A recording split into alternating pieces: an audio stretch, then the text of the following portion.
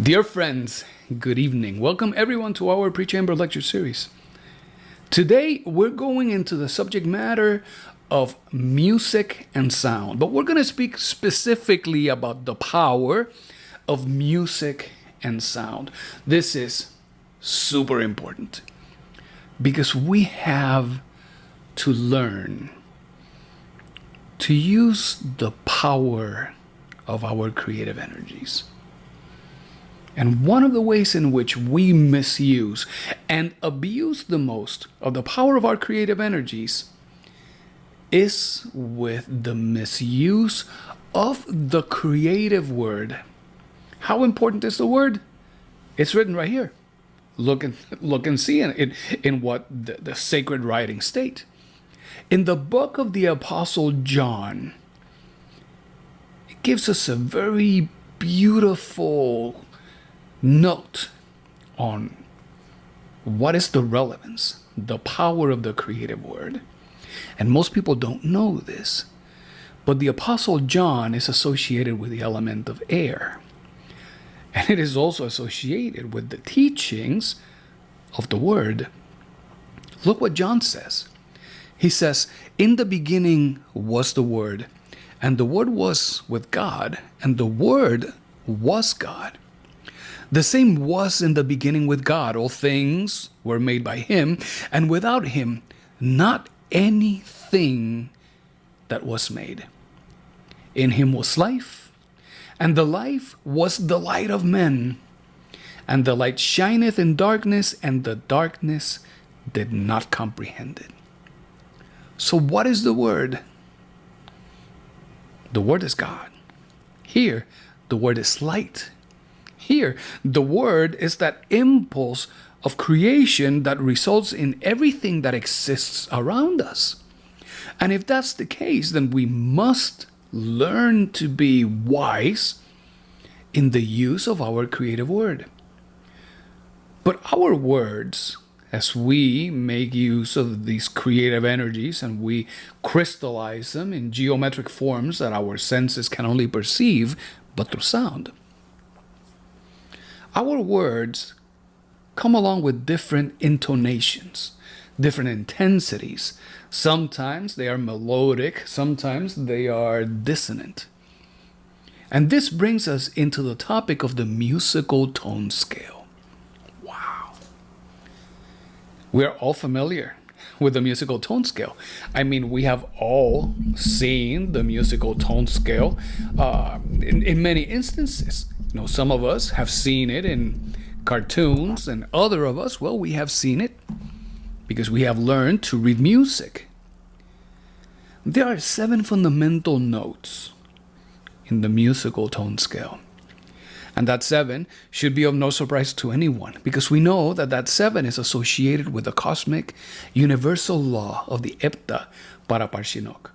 We know that the 3 creates and the 7 brings organization, order into all the worlds. So in the power of music and sound, we see that the musical tone scale is made up of 7 notes. And these notes are Do, Re, Mi, Fa, Sol, La, and Si. 7 notes. But what happens when we get to that 7th note? Does it stop?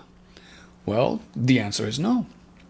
We repeat the very same tone scale, but now we can repeat it at a higher or a lower octave. The lower the octaves, the more intense is the sound, the slower is the vibration. The higher we go in octaves, well, the more subtle and eventually imperceptible the sound becomes, and the higher becomes the frequency of that vibration. And this is such a beautiful thing. But there are not only just these 7 notes in the musical scale. We know that we have half tones, half notes. And between Do and Re, well, we have an intermediate note. Between Re and Mi, we have an intermediate note. And so we have intermediate notes at Fa, at sol, and at la. But what happens between mi and fa? Notice that there is no intermediate note there. What does that mean? Why would that even be relevant? Well, let me tell you. Imagine that you see yourself embarked in some project. Well, by now, based on the demographics of those of you who participate on these lectures, well, many of you have families. Many of you have been involved in many projects. Some of you, projects at work that are long duration, intense, resource demanding. Some of you have been involved in projects at home, whether it's a renovation of the kitchen or renovation of the bathroom, maybe even just painting the house, which is a big deal. And some of you, if you are fortunate enough to be really young, well, maybe you have started to deal with projects at school. But one thing that you will notice, every time that you initiate a project, you start it, and the project starts to flow, and it flows really quick. But there is a moment where all projects go stagnant. All of them. That stagnation, that moment in your project in which you have to invest an additional bit more of energy, that moment is that transition between mi and fa. There is no half note. You have to go from one tone onto the next one. The jump is different. It requires an additional effort. Perhaps those of you who have worked in the industry for a while, if you have managed projects and you've been fortunate enough to do that directly or indirectly, well, perhaps you know that one of the biggest challenges of the projects in the industry is just bringing them to a fruitful completion where everything is done, where the closeouts are done, where the documentation is all finished, the I's dotted, the T's crossed. Usually, there are many things that are missed at the very end of the project because there is a substantial completion and people feel, yeah, we're done. We have to move into the next thing. That is the transition between si and do. Notice that there is no intermediate tone either. So every time that you embark in an initiative, whether it is a project or, listen, the initiative is your internal transformation. That initiative is the revolution of the consciousness. You will notice that there are many moments in which you feel that there is progress. You feel that there is an immediate, tangible result that comes from relaxation, from meditation, from chanting mantras, practicing runes, doing elemental magic, etc., etc. But there is also an instance in which you feel that there is no progress, that there is a degree of stagnation. And what that is telling you, dear friend, is that there is a need to invest of an additional bit of effort, to invest more of that creative energy so that you can take that next step, overcome that whole tone, so that you can continue making progress. I hope that this becomes very useful to you, because there is a consequence if you don't do that. And the consequence is that if you do not invest that additional energy, well, eventually, if you remember from our lecture on cosmic laws, there is that law that, if you would excuse my poor way of portraying this, it is that law where in the universe all things seek to achieve their point of equilibrium. That point in which the energy that is being spent is perhaps the least amount of energy, that point of equilibrium. And if that happens, as you are making progress, if you do not invest of that additional energy to get into that next level, well, you will naturally start falling back until that previous moment where you were in that equilibrium. And that would mean going back to difficult circumstances, challenging conditions, and perhaps reliving ordeals and tests. So there is much to be learned here from the musical tone scale. Now, I am going to play this for you because in terms of sound, you are all aware of this universal law of magnetism. You are all aware of this law that some people refer to as the law of attraction. This law of attraction is influenced, it's governed by Archangel Uriel. Uriel is the archetype of Venus, the planet of love. And as that archetype that governs everything that has to do with love and affinity, I want to show you here an example of affinity. What you will see here on the screen is what appears to be a school teacher. And this school teacher appears to be running an experiment for his students. Notice that he has two tuning forks. One that vibrates at 512 hertz. Another one that vibrates at 440 hertz. One vibrates at a higher frequency than the other. Imagine that higher frequency as a stronger longing. Imagine that higher frequency as a manifestation of faculties, virtues that are superior. And see the lower frequency as those desires and impulses and perhaps negative emotions. Let's look at this little experiment and you will see here what happens. You may not hear it, but he is striking one. And when he strikes the one that resonates, that is in high affinity with the other, we can see that throughout the vastness of space, one replicates that vibration. Let's see that again. Notice how the tuning fork at 512 vibrates, but the one at 440 does not respond. But when the vibrations are identical, they replicate each other across the distance. This is known as the phenomena of vibrational affinity. If you have a piano in one side of the room and another piano in the other, and you play any one note, you can go look at the other piano and you will see the chords vibrating. This very same thing happens with our negative emotions. This very same thing happens when we make the incorrect use of our creative energy and we use our words to judge, criticize, to plant seeds of dissent, of discord. The same thing happens.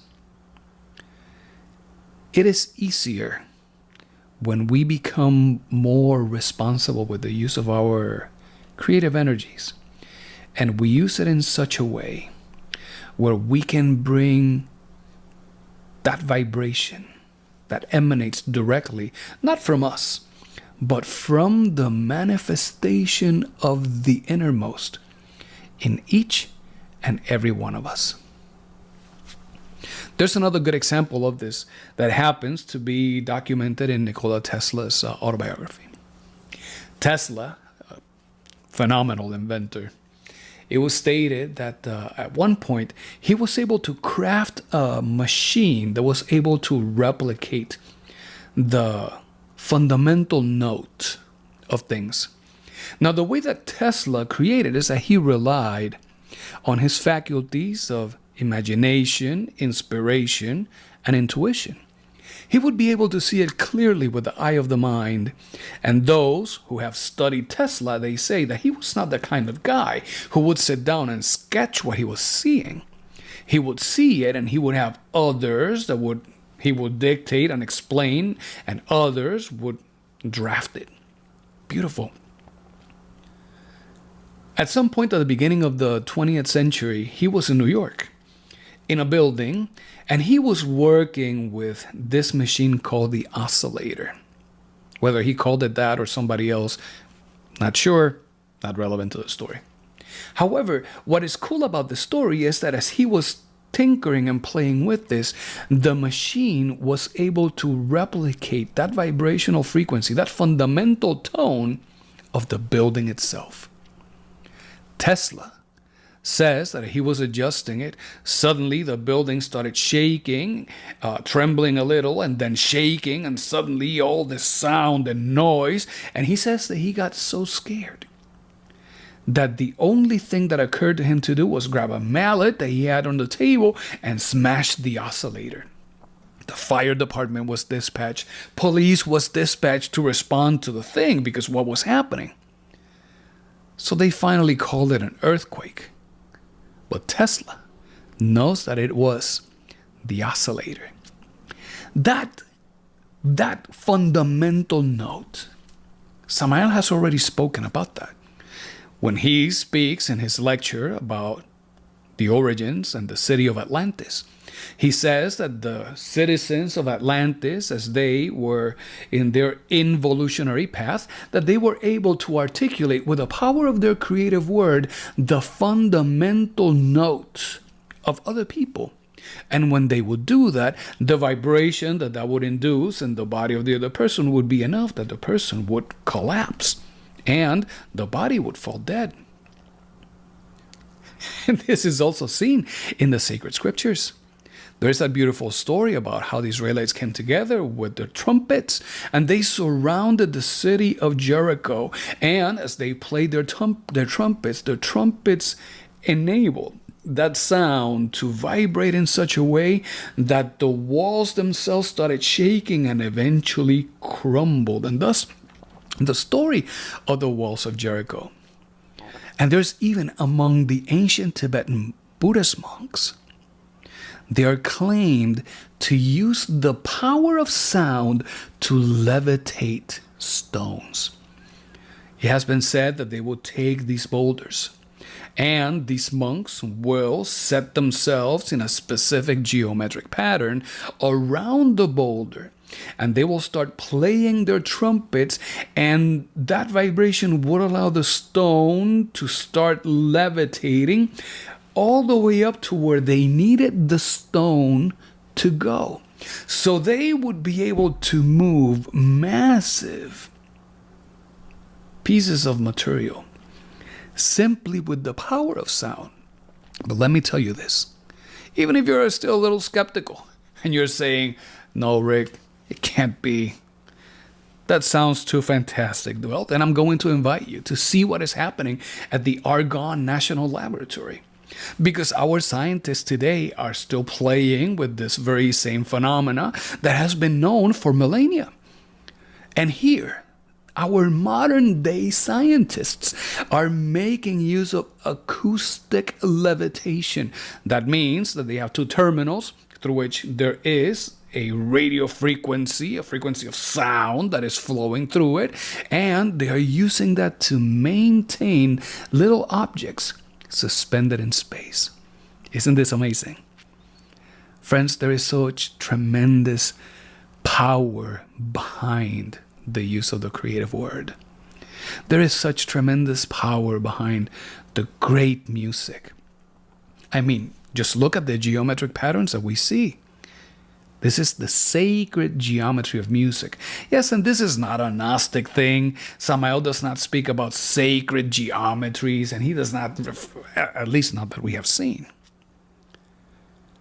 But what we have come across is that this has sparked enough interest that it has awakened longings into others, referring to these geometric forms as something that is indeed sacred. And knowing that everything is important, that everything counts.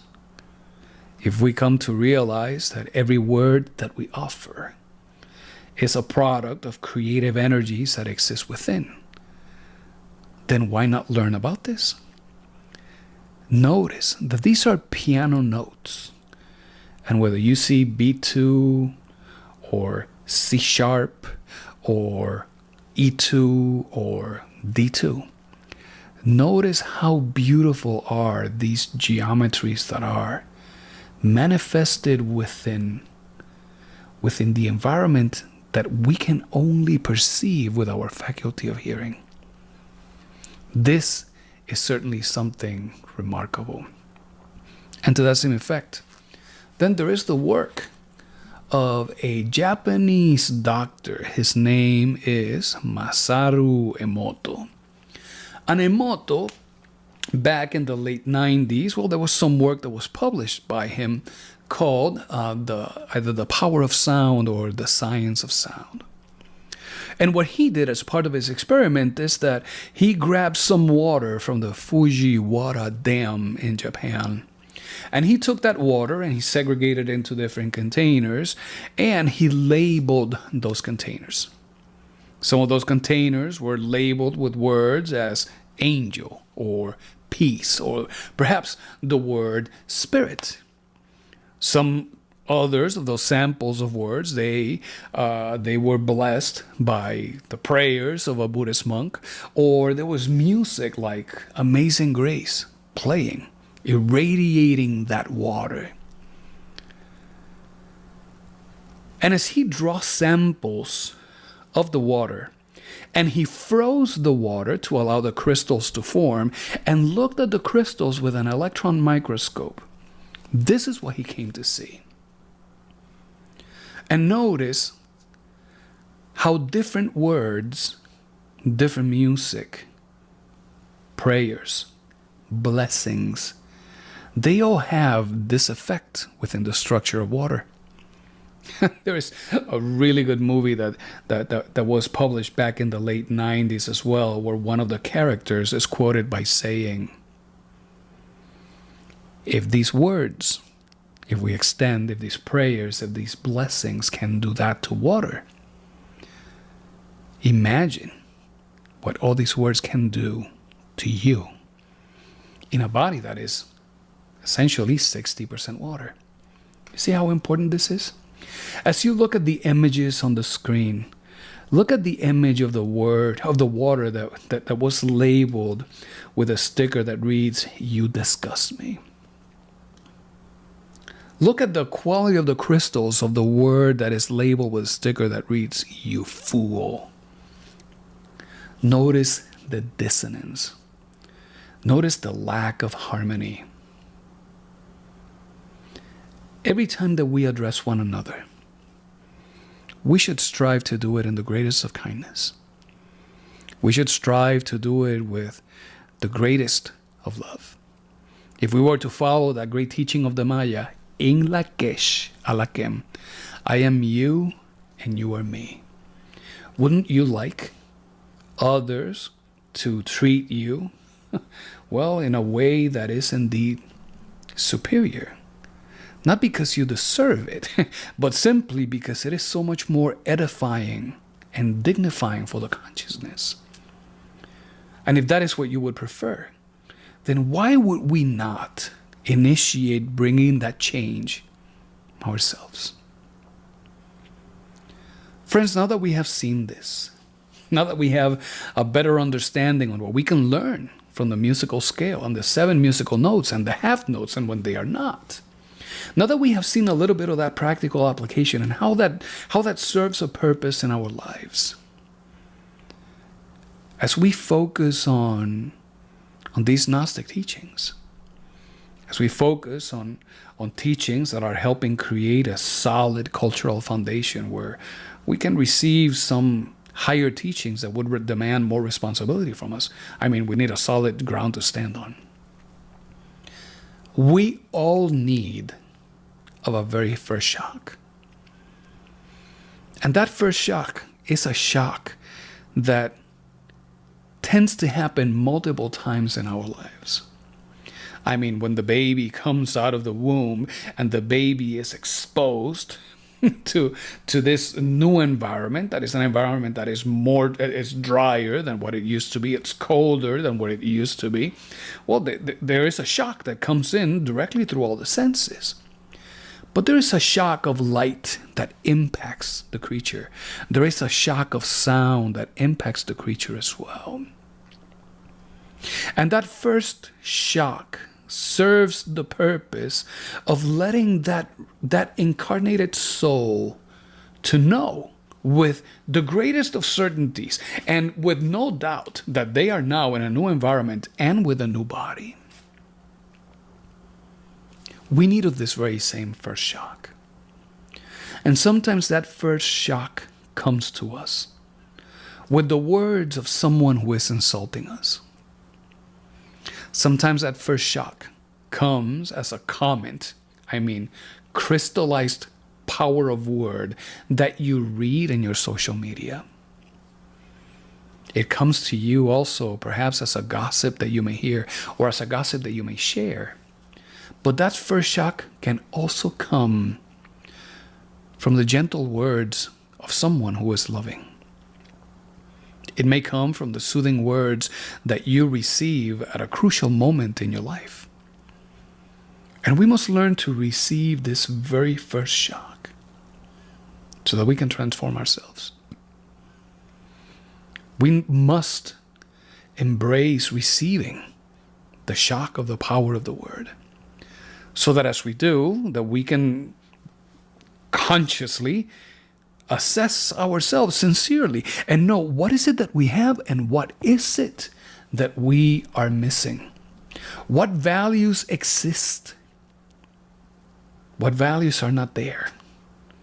What defects are present that are hindering us from not being able to enjoy of the faculties, virtues, and abilities, laws, bodies, all of these things that belong to our innermost, to our Father who is in secret, but that all of them together make up this thing that is a soul, a human soul. We as a civilization need of this shock. It does not take much for us to look around and see how much devastation we have created. Because it is a devastation that, beyond being of the natural resources of the planet, it is a devastation that is social, it is politic, it is economical, it is psychological, it is mental, emotional. We find ourselves in a circumstance where we seem to be trying to draw from one another to try to maintain balance. And rather than drawing, it would be so much better if we were all offering directly, but directly from the heart. We can and we have the ability, and we also have the responsibility of bringing that harmony into our relationships. Whether it is a relationship with yourself, or with your spouse, or with your children, with your neighbors, with the people in your community, with the people in your state, with the people in the nation and the planet. We have a responsibility to do that. But what can we use? What little instrument, what tool can we use to start bringing about that harmonious vibration within, for example, our own selves?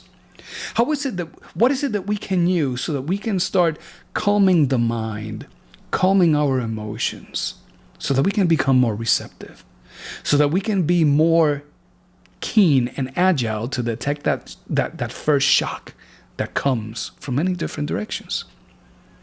Well, for that purpose, we have mantras. And mantras, yes, they are powerful words. Yes, they are magical words. But what does mantra mean? What does that even mean? Mantra means word of power. And there are many mantras. On the screen, you are seeing the same mantra, 3 different languages. You see it in Tamil or Tamil, India. You see it in Tibetan, and you're seeing it in Devanagari, which is the alphabet that is used for Sanskrit, Hindi, other Indian languages. And the mantra that you're seeing on the screen is the mantra Om. Everybody has heard Om. Om is so well known that it's even used in comic skits when people are making pretend that they're trying to calm themselves quick and they go Om. And we have seen that many times. So here we have this powerful word, Om. Those are mantras. But let us tell you this. Don't consider yourself for a second that you need to have words in exotic languages.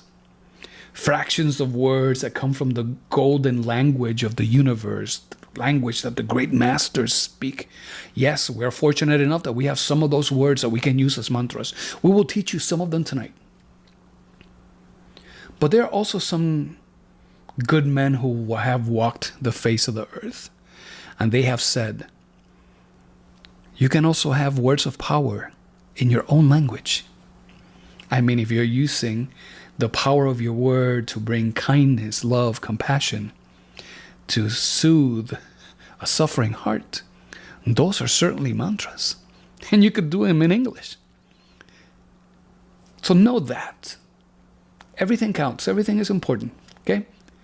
But mantras, words of power. And on the screen, we have the mantra Om. And what is Om? Om is many things. Om is the essence of our innermost. But Om is also the manifestation of the Father of our own innermost, of our real being. Om, it flows with the ray of creation that descends from the vastness of the unmanifested space, of the uncreated light. There is Om vibrating in everything that exists, in everything that is, that has been, that will be. That is Om. But tonight, we'll share with you just these two. There is the mantra Aum. Wow. That mantra Aum, that it invites the vibration of the heart, the fire of the solar plexus, the transmutation of the creative waters. The mantra Aum, very powerful. Master Samael says that when we're singing the mantra Aum, that we should pronounce it Aum. Because when we use the letter A, that it allows for the vibration of the thymus gland. And the thymus gland is associated with the heart plexus, with the heart chakra. The letter A also invites the vibration of the magnetic centers in our lungs. So as you are prolonging the sound of that A, your body right there is benefiting from taking in all of that prana that has been inhaled and exists in the lungs. Wow. The letter O invites the vibration of the heart chakra. And in the heart chakra, we see that when that center flourishes, when it radiates, well, the practitioner benefits from the faculties of imagination, inspiration, intuition. They have dominion over the element of air. Wow. The letter M, that is the mantra of water. You prolong that letter M as and that M invites the vibration of the creative organs. It helps transmute your creative waters into solar and lunar atoms, into forces of light that can rise up the subtle constitution of man and eventually reach the brain. That is amazing. So much power in such a small word. And then look at this mantra, Om Mani Padme Hum. This is a mantra that is very common within the Tibetan tradition. Om Mani Padme Hum. And perhaps you may have heard monks, as they involve themselves in the chanting of these mantras. And many of them will do it in a way that is very rhythmical, very fast. Om Mani Padme Hum, Om Mani Padme Hum, Hum Mani Padme Hum, Hum Mani Padme Hum, Hum Mani Padme Hum, Hum Mani Padme Hum, Hum. We'll sing it like that. We will invite you to chant it slower. And Samael says, when you sing this mantra, when you pronounce it like this, Om Masi Padme Yom. Om Masi Padme Yom, if we were going to translate it, it means something like, oh God in me. Certainly has way so much more profound meaning. Certainly, at the different levels of being, the depths of wisdom that must exist in this word of power just are currently unreachable, perhaps to my insignificant person. Om Masi Padme Yom, O God in me, invoking the innermost. Imagine seeing yourself, relaxing your body, asking of your divine being to be the one who officiates through you, so that everywhere you go, every word you offer, every smile, everything that you look, every transaction, that you are exercising it as an instrument of your Father who is in secret. Imagine you offering yourself in such a way as an instrument of the innermost to bring kindness, love, compassion, understanding. And as you make that offering, to sing the mantra Om Masi Padme Hum. Om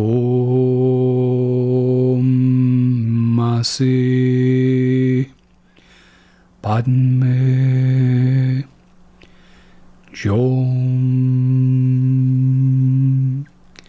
Continue repeating that mantra every time, allowing your body to relax even further. Wow. By the time you're done with a little exercise like that, 10-minute exercise, you have no idea how much great influence you can bring. And this is all thanks to the power of the word. And this is so powerful because there is an intimate connection between the creative larynx and the sexual creative organs. Everybody knows this, perhaps at an unconscious level. But this is very noticeable in the young man, because as the young man goes through puberty, well, as that second testicular layer is being developed, as new hormones are going into the bloodstream, those hormones are inviting other glands in the endocrine system to be producing their own hormones to enable the development of the body. And as that is happening, the young man becomes unable to dominate the voice inflections. Among guys, well, I remember as I was growing up, there were many moments where those became situations of a little embarrassment, you see? But that shows the sexual laryngeal relationship.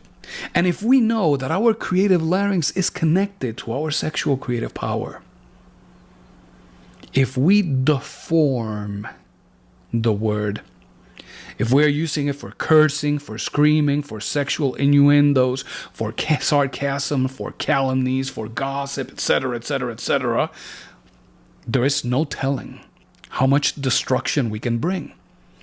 We can destroy families, relationships. We can damage people's careers, all with the power of the word. All it takes is just a little observation to observe our socio-economic, political environment. And we can see how much damage lies have created in our society. So we must learn to use the power of our word so that we can bring words of consolation, so that we can offer blessings, encouragement, so that we can help soothe, heal any suffering heart. The Apostle James the Greater, in his gospel, he speaks about how is it that the tongue, being such a small organ in the body, has so much power. He says horses are controlled by their mouth. You have a fantastic beast as a horse, massive, powerful, and all you do is you put a little thingy in their mouth and you can move them around like nothing with no effort. He says the tongue is like the helm of a ship. I mean, you can have that rudder out there, just a little piece, and you move it a little bit here and there, and the ship goes everywhere you want it to go. The same thing happens with our psyche. Same thing happens with our body. If we use the power of our word, if we use our tongue in the wrong way, we can create damages that could at some point become irreversible. The Apostle James even says that the tongue is like a small fire. I mean, if we understand, and by now we certainly hope that you understand that the effect is always greater than the cause. Well, you can imagine that if you flick a cigarette butt on a dry pasture, well, that little cigarette butt could be responsible for the burning of hundreds of thousands of acres, the destructions of millions of dollars in property just with a little cigarette butt. The effect is always greater than the cause. And the same happens with the tongue. It can be a source of sweetness. It can be a source of sourness. And thus we must learn to use it. We must learn to control it. But let's say that we do that effort, that we make a sincere effort to be more responsible, more conscious, and use our creative waters in ways that are edifying and dignifying to our consciousness, to the consciousness of all those around us. But what about the rest of the environment? What about the music that we listen to? Well, modern music is tricky because modern music is all rhythm, very little harmonies. No harmony, Samael says. There is really no authentic melody. Actually, much of the music that we can listen to today could be made by one single person and a little electronic device. Well, they just capture a couple of chords that constantly repeat themselves, and they assign a beat and some inflections in bass, and before you realize, you find yourself just moving and shaking, you see? But that is not real music. That is not truly edifying. There's no precise rhythm. That is just